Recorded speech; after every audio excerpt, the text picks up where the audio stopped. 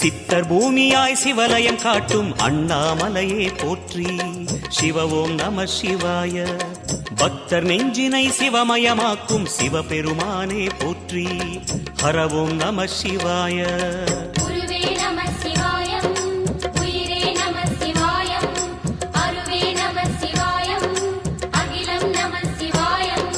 நம சிவாய நம சிவாய ஓம் நம சிவாய. நம சிவாய நம சிவாய ஓம் நம சிவாய.